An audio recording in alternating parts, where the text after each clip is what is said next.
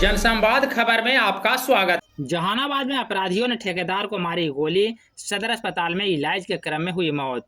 दरअसल खबर जहानाबाद के लोकनाथ मोहल्ले से है, जहां अपराधियों का एक बार फिर कानून को चैलेंज करते हुए लगातार फायरिंग कर एक ठेकेदार की गोली मारकर हत्या कर दी है।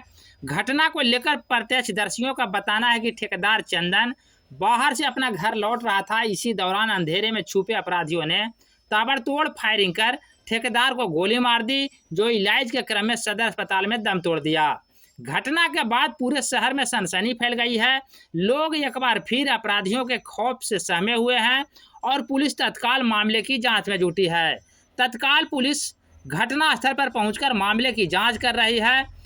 घटना के बाद पूरे शहर में खौफ हो गया है और लोग सहमे हुए हैं। घटना के संदर्भ में लोगों का बताना है कि वह जहानाबाद शहर में रहकर ठेकेदारी का काम करता था और वह बाहर से अपना डेरा लौट रहा था।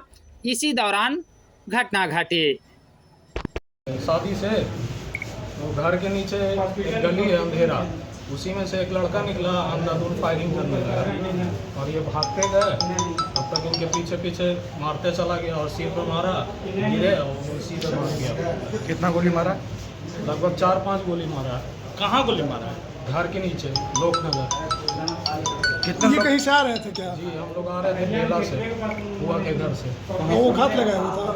पहले से था, ये टॉर्च मारे गली में, सीधे गन तान के फटाक फटाक